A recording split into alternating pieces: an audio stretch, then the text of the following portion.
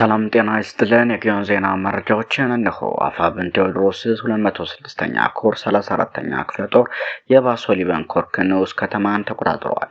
እንዲሁ ፋኖ ማቻከል ከተማ ደጋሰኝን ከተማ መከላከያ ገብቶ ፎክሮ ሳይጨርስ በቁጥጥር ስር አስገብቷታል። የፈሩት ይደርሳል የናቁት ይወርሳል እንዲሉ ማመር ተሰማ ከሰሞኑ እያስፈራሩን ነው ማለቱ ይታወሳል።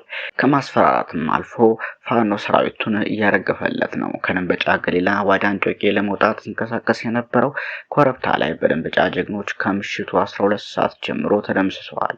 የምስራቅ ዕዝ ምኞት ከሽፏል። የአማራ ፋኖ በጠላት እቅር ሰተት ብሎ የሚገባ የማይሞች ስብስብ አይደለም። ፋኖ ውትድርናን ከማወቅም በላይ የህልውና ትግል እንዴት እንደሚመራ ጠንቅቆ የሚያውቁ የጦር መሪዎች የያዘ ኃይል ነው። ፋኖ ፖለቲካ በምን መልኩ እንደሚሰራና ህዝብን ከጦር ጋር እንዴት አዋህዶ ላለማመሰለፍ እንደሚችል የሚያውቁ ፖለቲከኞችን የያዘ ተቋም ነው። ከሶስት ጀነራሎችና ከ7 በላይ ኮሎኔሎችና አገሪቱን መከላከያ ይዞ ጎጃምን ለመውረር ቢሞክርም በፍጹም ያሰበውን ሊያሳካ አልቻለም። ከአማኑኤል የነጭ ከስናን የጠድ ከደጋዳሞት ፈረስ ቤት ከብሉይ ድጎል ጽዮን ከደጀን የትኖራ ከሞጣ ከተማ በመሆን በርካታ መድፍ በማሰለፍ ማህበረሰቡን እየጨፈጨፈ ይገኛል። በዚህ በርካታ ንጹሃንን ከነቤታቸው አጥተናል። ማመር ተሰማ የሚለው ፍጹም ከእውነት የራቀ ደረቅ ፕሮፓጋንዳ ነው። ፋኖ ሽምቅ ተዋጊ ነው። ቦታዎችን ሊይዝም ሊለቅም የሚችለው በራሱ ቀመር ነው። ቦታዎችን በፈለገው ሰዓት መያዝ የሚያስችል አቅምም አለው። በዛሬው ዕለትም ፋኖ በሚፈልገው ቦታ ከቢቡኝ ወረዳ ሰንሰለታማ የጮቄ ተራራ በመሳብ ጠላትን እያናገሩት ነው። በርካታ የጠላት ኃይል እየተደመሰሰ ይገኛል። ውጊያዎች የጠላትን ቅስም በሚሰብር መልኩ እየተደረጉ ነው።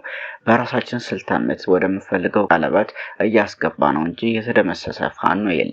የት ቦታ ማን እንደመሰሱ ይህንን በስም ሊመልሱልህ አይችሉም። ተራራ ባጭሮ ከመመለስ ውጪ ሌላ አማራጭ የላቸውም። የፋኖ አቅም ገና እየተገለጸ ይገኛል። ሻለቃ ዝናብ ልንገረው ጀግንነቱ አዋጊነቱ በጠላት ሳይቀር የተመሰከረለት ከ3 ዓመት በፊት ጀምሮ እስካሁን ሰዓት ድረስ ጠላት የአብይ አሽከሮችን ጀነራሎችን ሳይቀር የደመሰሰ ዙ23 የማረከ ማርኩም በአማራ ትግል ውጊያ በመጀመሪያ ጊዜ ስራ ላይ የዋለ ሰራዊትን ማርኮ እንዲታጠቅ ያደረገ ስሙን ሳይቀር የአብይ አህመድ መከላከያ ሰራዊት የሚፈራው ታላቅ ጀብደኛ ነው። ቀይ ባህር ወይስ ባህር መስክ እንዲሉ የአብይ ሰራዊት ተደብድቦ ተቀጥቅጦ የወጣበት እንደጋዳሞት ስነ ልቦናውን ከሞት ለመመለስ በአምስት አቅጣጫ ከሙሉ ጎጃም ላይ ያለው ሜካናይዝድ ሰራዊት ወደ አንድ ደጋዳሞት ወረዳ እንዲገባ አሰማራው። ባረጋ ከበደና ተመስገን ጥሩነህ ዘመዶች ግማሽ ፋኖ ግማሽ ብልጽግና በሆኑ አካላት በተነዛው በቴዎድሮስ ዕዝ ላይ በተቃጣ የመከፋፈልና አንጃ የመፍጠር ሂደት በተሰራ ሰርጎ ገብነት የቴዎድሮስ ዕዝን የመናበብ ደካማነት በመጠቀም የአብይ መከላከያ በማመር ተሰማ እየተመራ ወደ ደጋዳሞት አምርቶ ነበር። እስካሁን ባለው መረጃ መሰረት ወደ ደጋዳሞት ከገባው ሰራዊት ውስጥም የወጣ እንደሌለ ሁሉ ቀጣይም እንደማይወጣ ይታወቃል። ግን አገዛዙ የተሰባበረ ስነ ልቦናውን ለመጠገን እየተጠቀመበት ይገኛል። እንጅማ ደጋዳሞት መግባት ማለት ፔርሙዳ እንደመስመጥ ነው። ስንቅ እንኳን የሚያደርሳቸው ሰራዊት የሚያልፍበት ነፃ ቀመና የላቸውም። ገብተውም ከዚህ በፊት እንደነበረው ፈርስ ቤት ከተማ ከመቀመጥ ውጪ ወዴትም አቅጣጫ መንቀሳቀስ አይችሉም። አፋብን ቴዎድሮስ ዕዝ አርበኛ ዘመነ ካሴ በአንድ ወቅት እንዳለው ማዘዣ ሊይዝ ሲመጣ ማዘዣውን ቀማው እንዳለው ወደ ደጋዳሞት ሲንቀሳቀስ በአዲስ በቋሪት በፍኖተ ሰላም በዳንግላ በባህር ዳር በደብረ ማርቆስ በደጀን በመተከል የአፋብን ሰራዊት ማጥቃት ቢጀምር ኖሮ ፋኖ ብዙ ነፃ ቀጠናዎችን መፍጠር በቻለ ነበር። ሌላው አፋብን ሸዋ ጠቅላይ ግዛት አሳምነው የሰገነት ብርጌድ አባላት አባት አርበኞች ግምገማ መርሃ ግብር አካሄደ። አፋብን ሸዋ ጠቅላይ ግዛት አሳምነው በተጉለትና ቡልጋ ወራጃ በተጉለት ቀጠና ሳሲት ክላስተር የሚገኘውን የሰገነት ብርጌድ አባት አርበኛ ዓመታዊ የስራ አፈጻጸም ግምገማ መድረክ አካሂደዋል።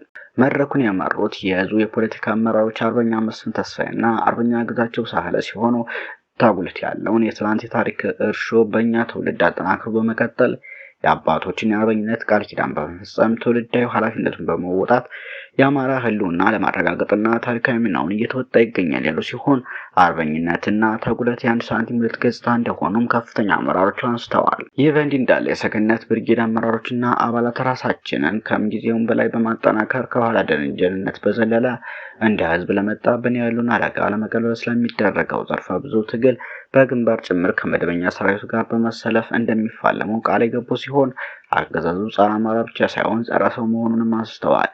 ሌላው ዓመታዊ የአባት አርበኞች የስራ ክንውን የግዳጅ አፈጻጸም በጥንካሬና በድክመት የተገመገመ ሲሆን በአመራር ሽግሽግ ምክንያት ተጓድሎ የነበረውን ክፍት የአመራር ቦታ ማሟላት የተቻለ ሲሆን በመጨረሻም ወቅቱን የሚመጥን ልዩ ልዩ የክላስተር የቀጠና የህዝና የድርጅት ተልዕኮዎችን በመስጠት ቀጣይ የስራ አቅጣጫ በማስቀመጥ መርሃ ግብሩ ተጠናቋል። በተመሳሳይ የጉና ክፍለ ጦር ወቅታዊ ጉዳዮችን አስመልክቶ ውይይት አድርጓል። ጎንደር በሜጀር ጀነራል አባተ ኮር ስር የሚገኘው የጉና ክፍለ ጦር የሀገረ ቢዘን ብርጌድ ከፍተኛ አመራሮችና ታጋዮች በተገኙበት በወቅታዊ ጉዳዮች ዙሪያ የሁለት ቀናት ስኬታማ ውይይት አካሂዷል። በውይይት መድረኩ የአፋብን ወታደራዊ ስልጠና መምሪያ ምክትል ኃላፊ ኮሎኔል ሙላቴ ሲሳይ፣ የሜጀር ጀነራል አቡባንታ አባተ ኮር ዘመቻ መሪ አርበኛ ብራራ ደምሴ፣ የጉና ክፍለ ጦር ዋና ወታደራዊ አዛዥ አርበኛ ደሳለኝን ጨምሮ ሌሎች ከፍተኛ የጦር መሪዎችና ጥሪ የተደረገላቸው እንግዶች ተገኝተዋል።